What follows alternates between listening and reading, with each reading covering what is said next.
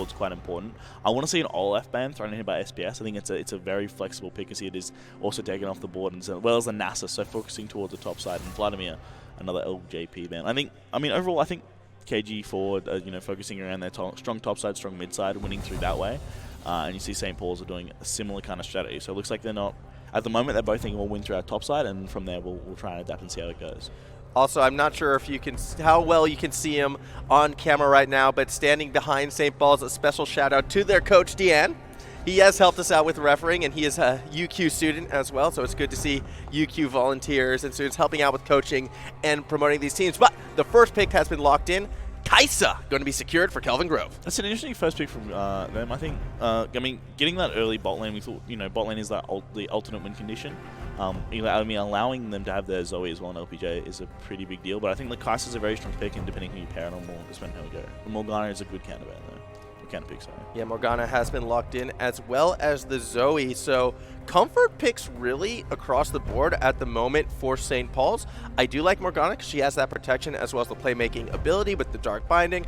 And LJP on the Zoe, it is very much a comfort pick, very much his main in solo queue. So I'm excited to see this in a tournament situation. I'm not sure if it really fits with this idea that St. Paul wants to play for super late game, though. Yeah. So maybe they're coming into this game with a different strategy in mind. Alistar going to be paired up, though, with the Kaisa.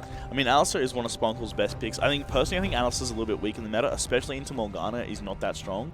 But all the Draven from JacksProject means they're playing heavy towards bots, which I definitely like that pick. And raDiEnt, the Xerath in the mid lane, I think it is kind of a self-counter pick. I think Zoe hard win that matchup. So far, I'm really liking St. Paul's draft. They've kind of said, look, we have to make it through the early game. I think this weakens their later game win condition through the Draven. Since he's not really one of those scaling AD carries. But as long as they can, get him fed enough and get him far enough ahead in this early game, I think he can be very, very strong against this Kaisa Alistar lane. You can definitely look to blue it.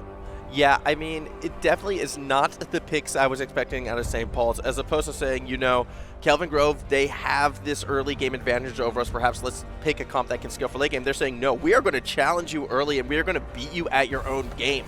That is what these picks are telling you so far.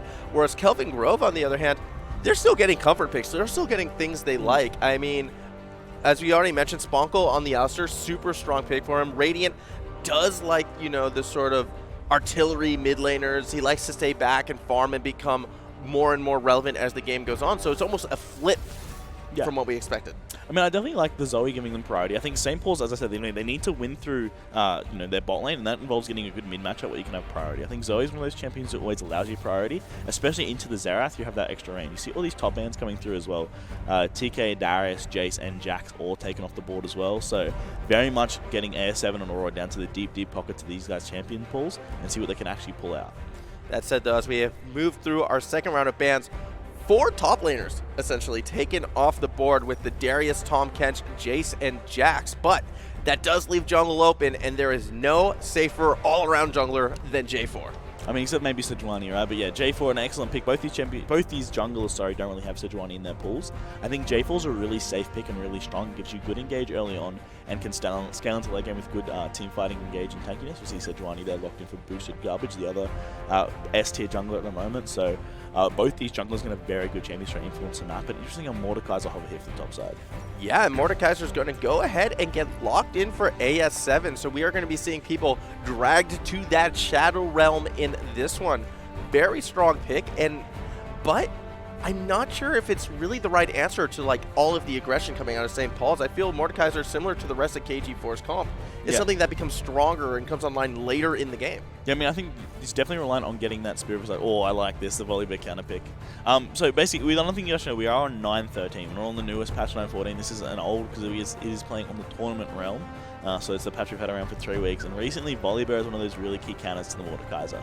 Basically, your whole point is you heal when you go into the death room, so you can't get those the kill on you and getting the extra golden stats, right? And also in the lane, you're not actually that far behind either because you can contest him early on. I think it's all a safe matchup on the top side. It looks like with this Mordekaiser locked in, it looks like they're going to play towards the top side. It's a little bit harder to play into a Kaisa Alistar lane when you have Draven Morgana. I think a lot of focus is going to be here on Plëb, though, landing their Black Shield perfectly timed to try and negate some of the CC, either coming from the Sejuani and from the Alistar as well. I think, both the teams have got a very strong engage comps on either side.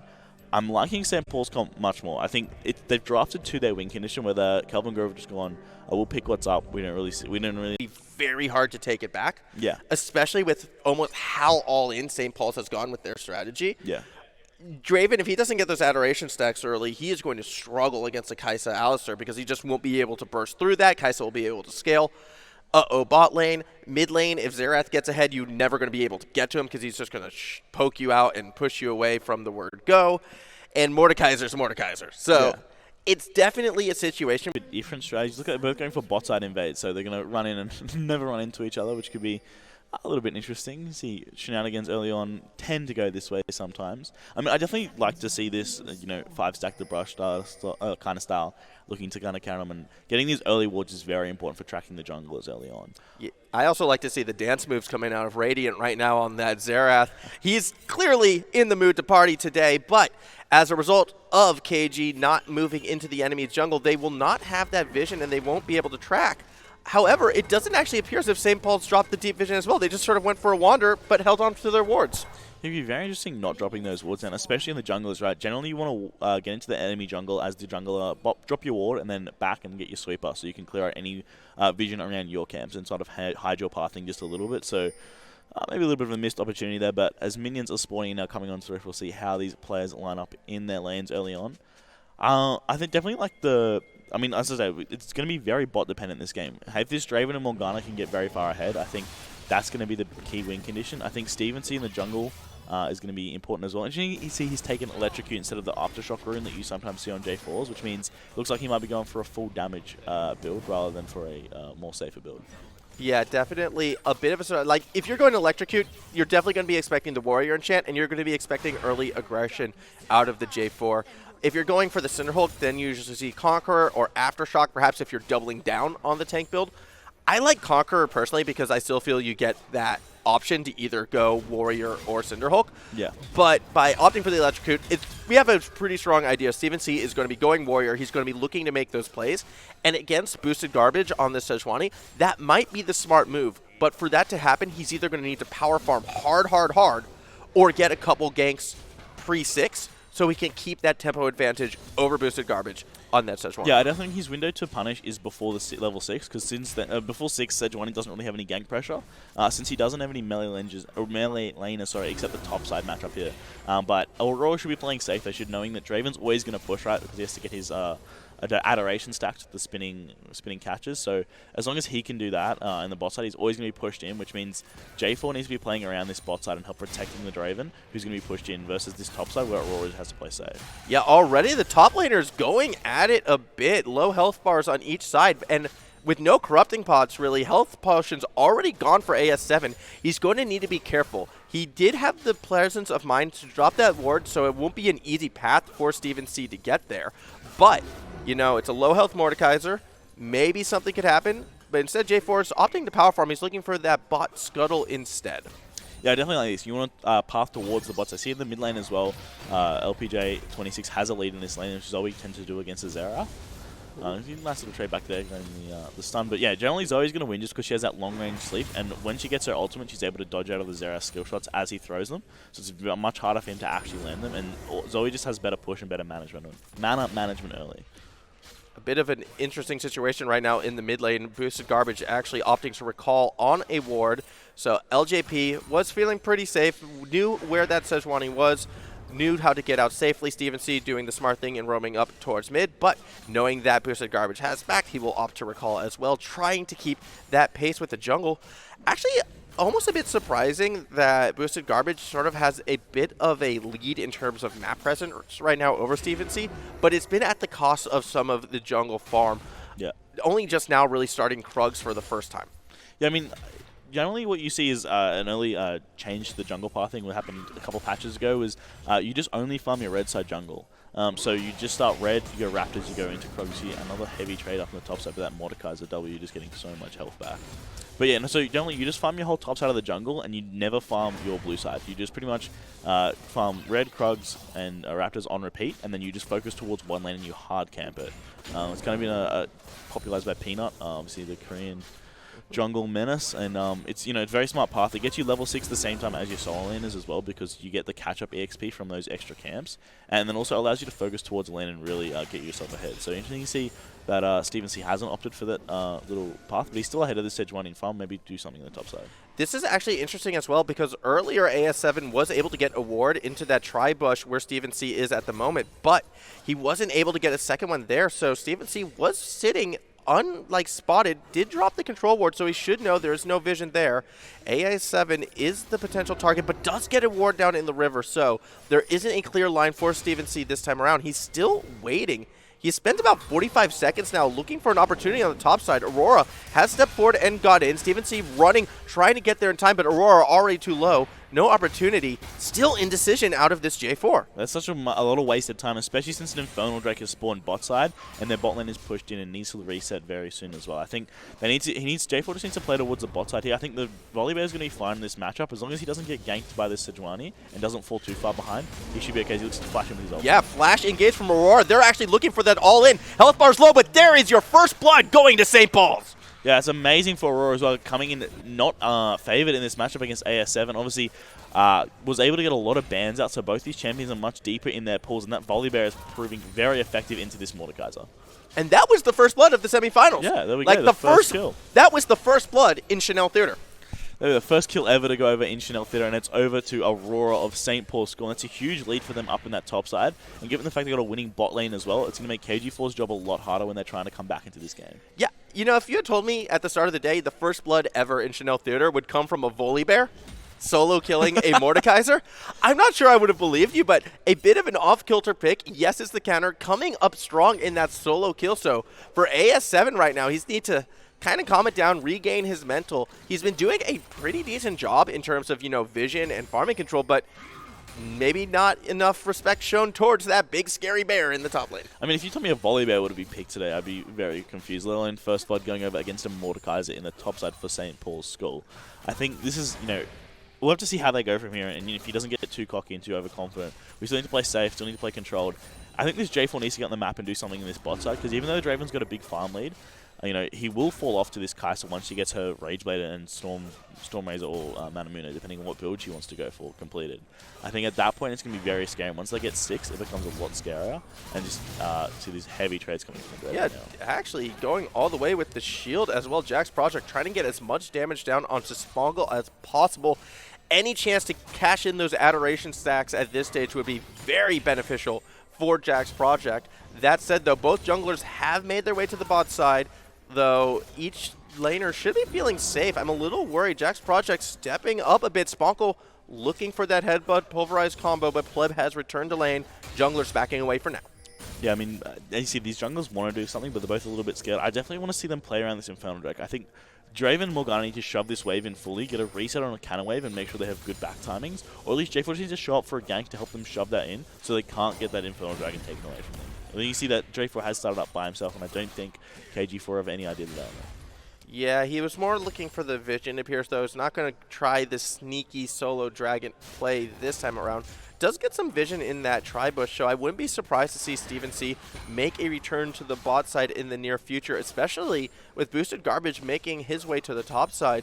So a lot of priority perhaps for Stvn C on the bot side of the map, but it would be at the cost of farm. I imagine instead it looks as if he's going to be focusing on keeping that farm train going. I'm a little bit disappointed, though, that we didn't see any free level 6 ganks coming out of J4. Yeah, I think J4's path in this game has been, suboptimal. I don't think he's really been abusing what you pick the champion for, especially into the Sejuani matchup, which is one of the oldest matchups in the game, right? It's the, I have early game, you have late game. You're a bit tankier than me, but I do more damage and have an easier, accessible engage more often, right? I think he wasted a lot of time topside trying to get something going for Aurôra, who ended up just getting a solo kill anyways. And I don't think he's been farming efficiently either. His Krugs have been up for a long time. He hasn't been farming his topside, which is what you need to be farming. He didn't even get his second Krugs.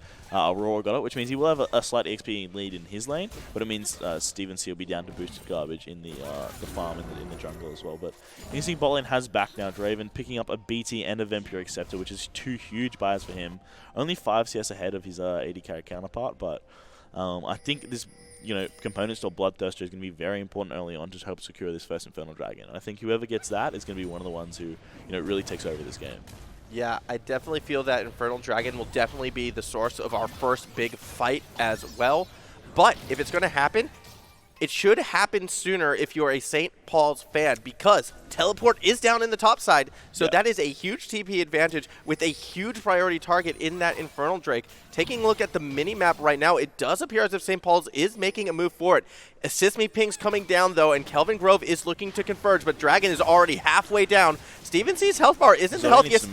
And Zoe does need to move. He has been spotted. Boosted Garbage is stepping forward, but gets hit by the Dark Binding as the Dragon is secured. JacksProject stepping forward, trying to get some damage down in mid lane, though. LJP is in a lot of trouble. Will get safely back underneath the tower, but the snipe is there.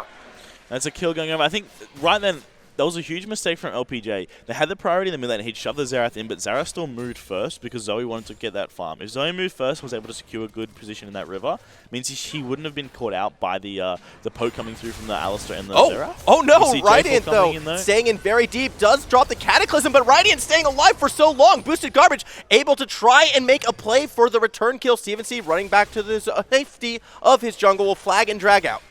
That's a very nice little pick up there by Stvn C. raDiEnt staying around the lane a little bit too long, being a little bit greedy, and Stvn C being able to survive that, getting a smite on the minion as well to get some extra health to stay alive was very nice from him. And of course, Flag and Drag on a lower cooldown than the Arctic Assault from Sejuani, so he's able to get out quite safely.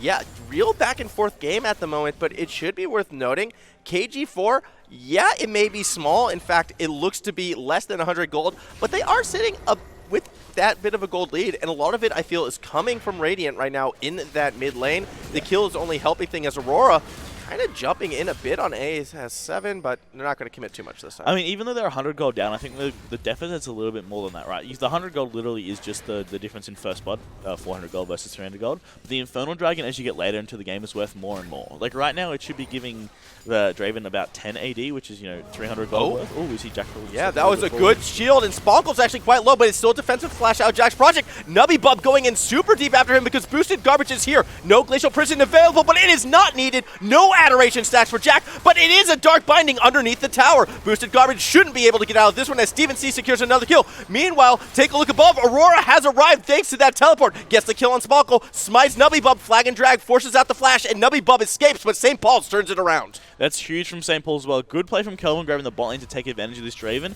and that resets his Adoration stacks as well, or decreases them a little bit. But Stvn C and Aurôra as well having his teleport up, a great heads-up play to know to abuse that, and also good management from wave management, from Aurôra, so hasn't had to burn his TV just to get back to lane, which is a big difference in the top side. Now AS7 with his teleport has to make an equal play to get his team back in this game. And this is what we're hoping to see from Stvn C from the start of this game. He is now making his presence known in the lanes. He is securing kills. One thing I still will be a little bit critical of, though, is he is kind of showing up second to these fights. Like, yes, he's showing up to clean it up, but it still has been Boosted Garbage arriving there first. I mean, at this point, right, as J4, you do actually fall behind once Sejuani gets his ultimate. The Glacial Prison is so much more effective in these fights. So J4 being able to calm down and follow up these ganks after the CC's gone, which means his dashes can't be interrupted and stuff like that. So if he's able to do that, it means he'll be a lot safer. But I also think, he should have, like, now that Sejuani's stronger, he needs to come up second, but before he needed to be a lot more aggressive. AS7 trading very well with that Mordekaiser, but Volibear just heals so much back with his passive, which is why he's so good in this matchup. Yeah, the passive hasn't even been blown yet either. That is just the power of the bear right now in the top lane. He's feeling safe enough to shove it in. He has his control ward in the bush just above.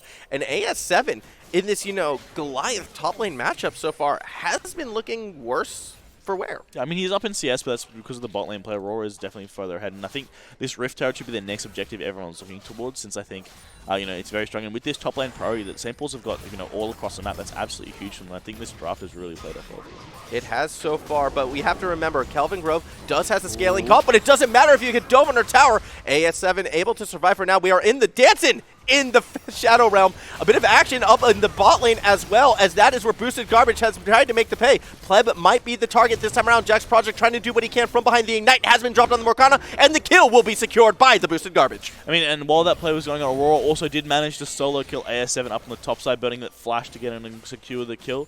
Interesting to see from JacksProject playing so aggressive, knowing that their J4 is topside. He's picked up that Rift Tower as well. We'll pop it to try and get some this top lane tower down. I mean, I don't really think they should have saved this Rift Tower and used it mid. I think this is a poor use of Rift Tower. The tower's going to go down anyways without the Herald, so I think they should have saved it to try to push down this mid lane, since it's going to be very hard to take it against a strong Xerath, and especially against Kaiser Alistar as they move in. Maybe get a second charge down here though. But yeah, no, I think Plëb and JacksProject should not have stepped forward and looked for a trade there, even though they want to push this advantage, right? This Draven wants to cash in those adoration stacks, but going down like that into this 2v2, which is so crucial, it gives KG4 a way to actually play back into the game, since St. Paul's are winning the top side without any jungle pressure. Yeah, that's actually the scariest thing I think right now for the KG fans. The fact that, yeah, top lane, there's been really no ganks at all top lane. That tower is already down, and now Aurôra is free to explore the map a bit more. I wouldn't mind them flipping the map, especially after this next Ocean Drake, which I'm going to assume will go over to St. Paul's just because they have the ability to bring the Volibear down now. AS7 has to stay top, so it should be their dragon. Then you throw your bot lane to the top lane. Get Volibear working on that bot side of the map and really keep trying to push these advantages, get that snowball going. Yeah. It does appear, though, KG4, though, might be looking to set up a bit of defense. The Ocean Drake has been started. Aurôra is there to sort of act as a body block should Boosted Garbage make it play over the wall. They're trying to drag the dragon out, but JacksProject saying, nah, I can take it right here. So here comes KG4. I mean, KG4 can't really take this fight unless they go for a steal. JacksProject is so strong, as well as Plëb, and Aurora's down here as well. They can't fight this, but they have got the steal. They got it! They got the steal. The Sleepy Trouble Bubble did connect onto Boosted Garbage, but raDiEnt was like, nah, that's not needed. I got this myself. A bit of a misstep, though, from Stvn. Yeah, it didn't even smite it as well. Should have been a little bit of communication saying, oh, we'll pop this ability now and we'll drive it down, but unfortunately not so much, and that is a great steal away. I mean, it is only an Ocean Dragon, but the reality is St. Paul's win condition in this game, once it gets later into it, is just getting that Elder Dragon. So if they're able to get more dragons, it means that Elder's going to be stronger, which means their win condition is more reliable, because late game, NUBBYBUB on this Kaiser is going to be so strong, and this Xerath is going to be popping people as well from long range. Yeah, and I mean, it's not also just the benefits of having the Ocean Drake, but the mental game as well. Having a major objective stolen from you like that in a high-pressure game sometimes can get to you, and I'm really starting to worry. Is Stvn C going to be okay? Can he bring it back on this J4? He still has the kills. He has gone for that warrior enchant as expected. I want to see him keep, the foot on the gas pedal, keep looking for these plays, and maybe keep their own snowball going. You don't need Ocean Drake if everyone's dead, right? Then no, your own health chain regen doesn't matter. So let's get an ace, St. Paul's. Let's keep that going. But if you're Kelvin Grove, that's a huge pick. That's saying, yeah, we're getting our tools. We're putting our pieces together for this late game. So definitely a big win for KG. I think they're definitely not in dire situation. 17 minutes in, they've only lost one tower. Things are going very good for the blue side. Yeah, I mean, I think they're definitely, I wouldn't say things are going good. They're still a little bit far behind. They still got 1k behind, and then you really need to wait for this Mordekaiser to come more online to start scaling, right? I still think this until the Kaiser gets her items that are St. Paul School and this Draven are going to be the stronger ones coming out ahead in the team fights. And depending on how this Morgana goes, well, I think Morgana counters a lot of what Kelvin Grove want to do in these team fights. So, as the game gets later, we'll see more so what's going to happen. But for now, it's very much, St. Paul's game to be ahead. But Kelvin Grove they have to close it out before Kelvin Grove can get online, which is an issue since SPS like going late. That is true. Two things, though, to take note of as we move towards the mid-game in this one. raDiEnt on the Xerath, looking very, very strong at the moment. Nearly 50 CS up over his opponent, LJP. And JacksProject has had enough time. Those adoration stacks will be backed up. So if they want another big power spike, looking to get a kill onto this Draven would be fantastic for St. Paul's. But getting that through Sponkle and NUBBYBUB, that's going to be hard. Still, JacksProject stepping forward. There's Boosted Garbage right there. They're going to try and turn it around. Flash and Black Shield already used, but Plëb is already so low. Big ultimate coming out. NUBBYBUB, but they're turning the damage around. Stvn C is the one who gets the kill, and that's unfortunate for JacksProject as in the Cataclysm, one will go down. raDiEnt, though, does fall as well. JacksProject trying to get one more onto Sponkle. AS7 is back off the teleport flank. Sponkle should be able to walk away. Aurôra unable to chase him down. Good flash over the wall. AS7 now on his own. JacksProject quite low as well, but the Mordekaiser cannot keep up the chase. He's trying to run for his life because there's a big orange bear who will not chase him underneath the tower. Could still look for a potential diver as they shove in more and more. This wave should get shoved in by JacksProject. Great playing for both sides here, but maybe he can make a play on the dive. Don't looks like they're not going to go anything. He's going to go for tower. They're going to go for the tower right now. JacksProject did get that kill. He did get the adoration stacks. He's got the tower as well. Good knockup from Sponkle with the flash in for Aurôra, but they're after different targets. AA7 will walk away as Sponkle pops the ultimate. He might be taking enough to escape. A bit of a misstep from St. Paul.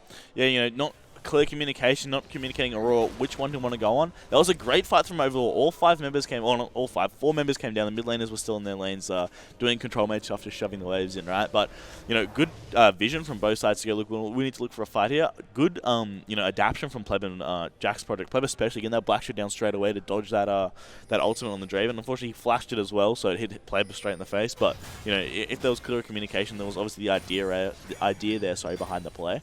So I think, that's huge for the Draven, though. Getting that adoration stack cashed in means he'll get that Infinity Edge completed.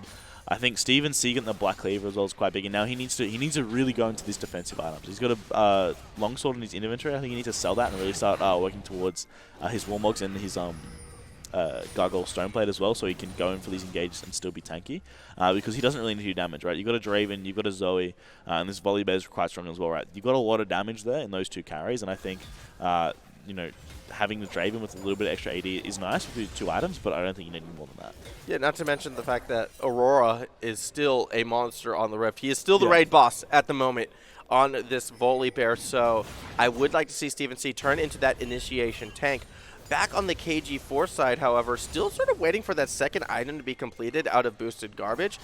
Almost it looks as if they're opting for the Warmogs this time around. As raDiEnt could be in a bit of trouble. Cataclysm comes down, and JacksProject with the kill secured. Nice. There's another kill onto that big Draven. I think SPS are looking really, really strong in this fight. 20 CS up in that the bot lane matchup as well. This Draven is huge. I think this Kaiser just is going to sit and waiting to get online. I think they can get a big lead starting up the Baron immediately. Yeah, this is a under 21-minute Baron attempt right now. The pings are down, but where is boosted garbage? He is the one who might be looking for that steal, as raDiEnt, who stole the dragon, is not alive this time. They're looking for that fight. They're going in on Plëb. The black shield comes down. JacksProject, though, has been pulled into the team. AS7 trying to take down this Draven. Baron has been stopped. Aurôra trying to force boosted garbage away, but the Draven does go down in the Shadow Realm, so now AS7 is majorly stacked, trying to chase the bear down. Meanwhile, a triple popping off for NUBBYBUB, and he is looking so good. That's going to be Baron going to KG. That's a huge mistake there from St. Paul's. They start up that Baron at 21 minutes. They cannot do it that quickly. They've not got that much damage, right? The Draven only does a little bit of damage. This Kaiser has a passive that can burn it down. They needed to bait a fight out there and turn, and they need to win that team fight and fight coordinatedly. There was a bit of a call where, Plëb got caught out, and there was LPJ on the bot side of that fight. Well, the top side was the other 3 members, and there was just no communication there. They need to fight front to back. They need to make sure this Draven does not get altered by the Mordekaiser, and they needed to secure that objective. But that objective going over to KG4 has let them back in this game. They're now 2K ahead, and that's a huge mistake from St. Paul's that could cost them the game. Yeah, that is a catastrophic mistake, but we saw the warning signs in the sand before with that bot lane play, where their team fight wasn't really on the same pace, like they were going after different targets. This time, however, similar situation, different targets, but much more dire consequences. Kelvin Grove now has Baron, has the gold lead. NUBBYBUB just got a triple kill, so items coming through. We're seeing that Ginsu's completed to go with the Stormrazor. So Kaisa's now online. St. Paul's, you needed to keep control of this game from start to finish. Now that they're behind, I feel that the red side is in a lot of trouble. Yeah, I think St. Paul's here are definitely now very far behind. They had the early game comp, they had a huge lead, but they just threw it away with this Baron. And depending on how much KG4 can get off this push, I think that's going to very much determine the pace of this game. Thankfully, though, it's another Ocean Drake up, so it's not the worst cost as well. You might lose through this pushing power, but I definitely think you can lose a couple of towers here to KG4, and they should get a big goldie off that. And KG4 are very good at snowballing once they get ahead, especially this Mordekaiser is going to be very hard to stop if he gets big. Kaiser's already online. Kaiser's going to be doing more damage than Draven in these team fights now. It's definitely up to, who can actually execute correctly, and if Kelvin Grove can play a flawless game. raDiEnt in a bit of trouble. Aurôra looking to get that solo kill. So much damage coming out of Aurôra. Might actually get it. raDiEnt's trying to get safety under the tower. Does get the stun, but the tower aggro isn't on the bear, but it does not matter. Aurôra stays alive for now. Needs to be careful. Flash is almost available again for the volley, so that's going to be a recall from raDiEnt. raDiEnt did also have flash reveal the entire time, just only burnt the barrier, so good, calm under pressure. They're not using his abilities. Knows, look, I can pop this barrier, I can walk through, I can use my cooldowns to kind of get some extra space and not dying too heavily. And that is, one of the weaknesses of having your artillery mage in the side lanes, right? Zoe and Xerath are very much dangerous in those side lanes. I think they need to set up around this mid lane. And I think, if St. Paul's can out-macro them in this mid game, which is what they, are kind of, pretty good at, they have a chance to get back in this game. But Kelvin Grove, notoriously do finish games in the next, 5 to 10 minutes. So see him really try to push their lead here and get some good fights. Yeah, since getting the Baron, so far they've only taken 1 tower. So as a whole, I'm a little bit disappointed that they didn't get more off of that Baron play. Yes, they have the lead. Yes, they have control. I mean, Baron buff is still available, and they might be able to get a second tower, but they haven't really committed to any lanes until just now. And even then, you can see the nervousness, the trepidation in trying to go to the opponent's side of the map. A lot of that having to do with vision. Look at where their control wards are compared to where St. Paul has been able to ward up. Yeah, they definitely need to buy more control wards and reposition them. I think, you know, Kaiser having a biscuit this late into the game and having a refillable potion on the Sejuani are kind of irrelevant, right? You need to sell your pots and you need to buy control wards. You don't need pots anymore. You know, an extra 150 health, an extra 200 health over 12 seconds isn't really going to matter at this stage in the game where your health regen's kind of scaled up and, you know, it's more important to have this vision control over across the map. I mean, it isn't issue for both sides, right? Like, especially you see the Volibear, like, I think 2 control wards is more use than a rejuve beat at this point, right? You've got Spirit Visage and your passive that gives you ridiculous amounts of healing. You've got Sunfire Cape completed as well. You don't need these extra items. You get that vision down, you can you know, control the map, and you know, getting that more aggressive vision, especially with Baron, is very important. Some items, though, that I do like that have been secured are actually coming from St. Paul's side. The QSS on JacksProject is vital to keep himself alive, especially against the Glacial Prisons coming out of boosted garbage, as well as the stopwatch has been picked up by Plëb. It is a must on Morgana, and it might be getting used very shortly. Good flash over the wall keeps Plëb alive. Yeah, got caught out a little bit there, a little bit of mispositioning around that terrain scaling, and Alistar is just, you know, Sponkle, you know, this sorry. Sponkle on the Alistar here is now going to come into his own. Early on, Alistar's not that effective because you get bullied out in lane being that melee carry since they nerfed Relic Shield so much. But now in this mid game, once he starts getting his items, he gets a little bit tankier. It's going to be much more difficult for them to actually burst him down and kill him. And he can look for those really strong engages onto whatever target Morgana has in Black Shielded. Something else that I feel I want to bring up right now, 26 minutes into this game, semifinals for the entirety of the Queensland State. This has been a very controlled game by both these sides.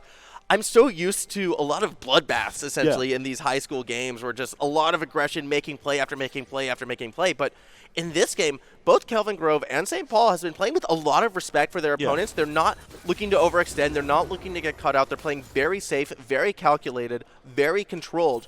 And what this is all building towards is going to be one big explosive team fight that I imagine is going to go down in the next 5 to 10 minutes. And that may be what actually determines this game. We've had a couple of huge team fights, you know, 3. One around the bot side, one around the Baron there as well, which wasn't really a team fight, more of just a slaughter from KG4. But, you know, yeah, they definitely need to look for one big fight. I think that's going to be the biggest thing coming up. Both these teams are just kind of mucking around right now, waiting for these items, and once this next Baron spawns, this is going to be the determining factor. If Kelvin Grove get it, well, that's second Baron before 30 minutes. That's huge. That's like, you know, pretty much unkillable minions at that point, which means you can pretty much just walk down mid as 5 members, sit your Xerath at the back, throwing out skill shots, Sejuani and Alistar in the front saying, can't get past us. Mordekaiser that ult the AD carry, and there's not much SPS will able to do if they get this second Baron. Stvn C could be in trouble. He has jumped on. He's going to try and flag and drag away. Big Glacial Prison connects onto Plëb. He's already down so low, and Plëb has to use the stopwatch to stay alive. The ultimate burn kind of pushes back, but raDiEnt snipes him down. Huge Cataclysm, though, does get 3. It's JacksProject trying to do what he can. Gets pulled into the Cataclysm as well. AA7 and Boosted Garbage should be able to run this Draven down, and KG looking to win another big team fight. That's a huge win from KG4, you know, 3 members down, and look at NUBBYBUB forcing the flash out of LP Day 26, barely surviving there. But, you know, this is huge for them now. They got these huge bounties on all their carries. The Baron is up, and they should be able to secure this very quickly, especially with the Rage Blade on Kaiser applying that passive stacks extra fast to go down very quickly. And I think St. Paul School are in dire states now, and they, you know, then they get to have a miracle team fight to get back in this game. Miracle team fight is really what St. Paul's need, as the second Baron will be going over to Kelvin Grove. They have 2 Barons now. They have the gold lead. They have the kill lead. They have the tempo lead. The only thing that I really feel they're behind is the vision lead. I still have to give that to St. Paul's. I'm still seeing some very deep control wards for KG in their own jungle. It's time to push those forward. It's time to push that advantage. And if you're a fan of this blue side, it's time for them to end this game, and this Mountain Drake is only going to accelerate that. Yeah, that Mountain Drake is going to be giving him a lot of extra damage to these towers, especially having the 2 oceans. I mean, their siege is going to be quite strong with this Baron. They're just setting up, ready to finish the game. And I hope they can execute and end the game here. You know, they do usually end the game between 34 and 26 minutes. So this is their prime time as a team. I think their team fighting is very strong, which you've seen, where the SPS still have a little bit to work on in the team fighting part of the game. So I think, you know, they need to look to improve on that for Game 2 and Game 3 if the series goes that far. I mean, it's going to be very interesting to see what actually happens and, you know, how these teams adapt for the second game. I think we saw very good signs from both these sides, and if they can, you know, play around what happened really well in this game and what didn't happen so well for each side, I think Game 2 is going to be a lot more explosive, and I think that's where we're going to really see these teams come into their own and play to their best potential. Yeah, I mean, KG4, we're acting as if they've won this game, but they still need to win one more team fight, maybe even two, just because of the sheer lack of towers they've been able to take. Only one tower brought down by KG4 in the first 29.5 minutes of this game with the Baron.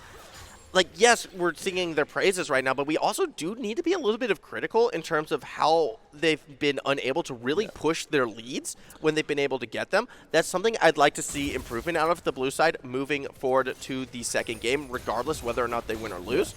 For St. Paul right now, though, they are grouped as 4. They're looking to react to this bot side pressure, but KG4, it seems like they're too nervous to really keep pushing in. Yeah, KG4 playing very safe for how far ahead and how strong their champions actually are. I think this is a little bit of, you know, first game on stage, first game on stream kind of nerves. They just want to play safe, play secure. They're not ready to push those leads. And, you know, if anything, game 1 in the series is where you go for this really aggressive play. You see game 3, game 2, or game 3 mostly, or if you're down 0-1 is when you start playing safe. You go, I don't want to make any mistakes. This is do or die. This is a free game, right? It doesn't matter what happens in this game realistically, right? It means you have an opportunity to end this series earlier. But, you know, if you lose this game by going all out, you go, okay, I know where I can do now. I've tested my limits. I warmed up on stage. I'm comfortable. Now I can start playing to what I want to do and improve from there. I think early on, it's very much a more difficult game. It's more of like a, you know, these guys are playing way too safe. They just need to realize how strong they are. You got 2 items completed on this Kaiser, 3 items on the Sejuani, 3 items on the Mordekaiser. You are like so strong. You can just pretty much run at this team comp and just win because of the champions that they've picked. But what's more important, winning the game or having a dance party in mid? I think winning the game in this stage is more important. Well, they were having a dance party, and I wanted in on that dance party. That said, though, KG4 still, it looks finally they have grouped, and they're starting to get their siege on. They have AA7 putting pressure on that top side. They get their 3rd tower of the game in the mid lane. Will they be looking to rotate top or bot right now? I want to see a move bot. They have a wave about to crash on that bot side, and AA7, it's looking like he is now in a position where he can hold his own. I think they should just group mid and go for a dive here, or just let Xerath, like, you got a perfect siege comp, right? You got long range from the Kaiser, you got a very strong front line in Sejuani and Alistar who just tank up damage for ages. You got the wall mode completed as well, so Sejuani can just walk under tower and take all this kind of poke from the Draven, from the Morgana, and from the Zoe. And then you've got raDiEnt, who's going to sit at the back, throw those long-range Qs and Ws out, and just nuke their health bars. You can see him doing right there. If they just keep the pressure up as 4-man, they will just win. They'll just end the game with this Baron buff. Obviously, it has just expired recently, but they're still super strong. I think Aurôra ASM, I think Aurôra loses this fight pretty hard. Aurôra is trying to do his best to save this tower, but he's got to get out and get out now as KG was roaming towards the top side, so he's able to get back safety. There is an exposed inhibitor right now for St. Paul, so they cannot afford to really leave that mid lane. Good awareness coming out of Aurôra, knowing to back off that he was about to get jumped on, but they did lose another tower as KG is slowly squeezing the life out of St. Paul's game 1. But we're about to hit that 33-minute mark. That's roughly 2 minutes away from usually an Elder Dragon. Unfortunately for both of these teams, it does appear as if we're going to be getting a Cloud Drake, I believe, spawning just before then. So we might not be seeing that Elder Drake this game. No, Elder Drake spawns up to 35 minutes, so you don't even want to hold the dragon until 29 before you kill it if you want to spawn another Drake before the Elder Dragon, or obviously... That's a Mountain Drake. Yeah, sorry, Mountain Dragon, yeah. It will be a Mountain Drake. My apologies. Not a Cloud Drake. It will be a Mountain Drake spawning. I mean, I do think KG4 definitely needs to move their vision, though. I think SPS have been a lot more adaptive, right? They had their aggressive vision when they were ahead. They fell behind. They quickly adapted, and they put their vision backwards. I think KG4 haven't moved any of their controllers since they were a little bit behind, right? They fell behind early, and they had their good defensive vision set up. Then they got that miracle team fight, and they kind of didn't expect it, and they need to push that vision forward. They say the Baron should be spawning very soon. They should be moving up in the area. I completely understand this mindset, and this is an incorrect mindset, but it's something that a lot of players can do sometimes, where it's just like, I have my control ward down. I don't need to place another because I don't want to waste that gold. They have to kill it. I don't want to replace it for no reason. But in situations like this, I'm sorry, it's time to replace those control wards. It's time to push them forward. It's not a waste. You got the use out of it. I mean, they've got good vision in their stealth wards, right? But you need those control wards to really make sure they have no vision on you. Yep.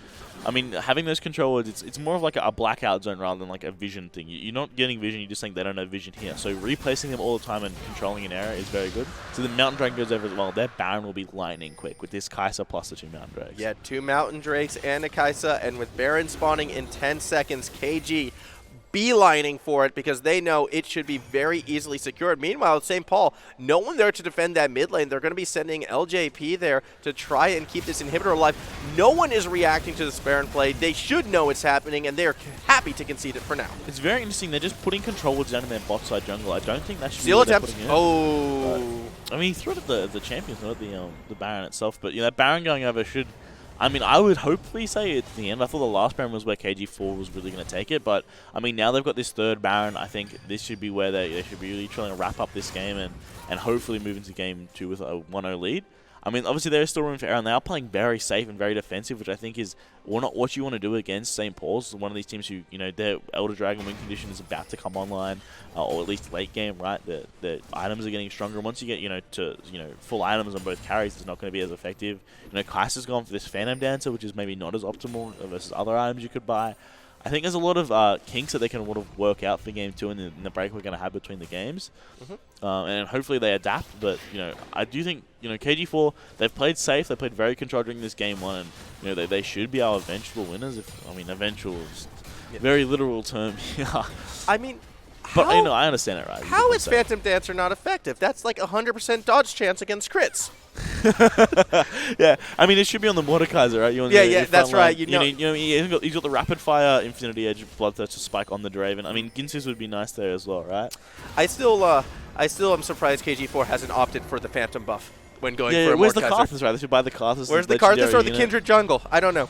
For reference, we're talking about TFT, the new game mode that League of Legends came out, if you didn't pick up on that. If you didn't pick up on that, we are talking about teamfight tactics, and if you want to give it a play, we have a teamfight tactics zone up above, sort of right next to that cafe area here at the Chanel Theater. Zone. So you can go in there and give that a try if you want to play the more board card game strategy version of League of Legends. By Aurelian Soul. Yeah, Aurelian Soul busted. Aurelian. We are still in the semifinals here. This is still game 1 of 3 between Kelvin Grove and St. Paul's. This Baron buff has been used semi-effectively so far, but here it's going to be that big siege, and this is where I think KG is going to be looking for that fight. Boosted Garbage is in that front line. Low, Draven. He's looking for that Glacial Prison. JacksProject is low. He needs to back, but he's stepping forward. He gets stunned and is forced to burn the flash. So JacksProject already taken out of the fight. KG4 should be waiting for minions. They should be looking to keep this push going. AS7 is actually looking to back up, so they could be resetting and possibly looking at top lane.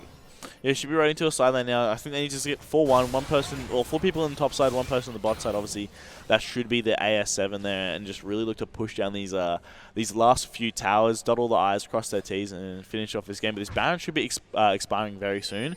I want to see him go for some long-range poke and really just try to pull the trigger on this team. Yeah, I really feel it's time to pull the trigger as we see LJP is caught out. He's in a lot of trouble. Has to burn flash. I think Kai's just ult into the backline because she'll just nuke absolutely everybody. The Volibear's the only one that's really scary. And I think, with that PD, dodging all the crit chance, I think she should be fine.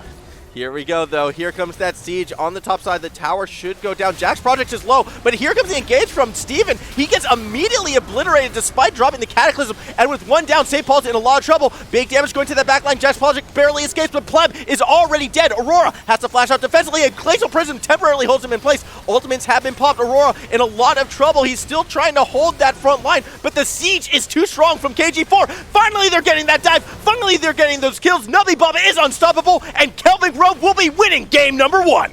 Yeah, big game 1. JacksProject about to go down as well, and he does fall. That's the ace for KG4, and that should be game 1 going over to their side. Kelvin Grove up 1-0 in our semifinals. It took a while to get there. They took their time. They were playing methodical. They wanted St. Paul's to have no chance to get in this one.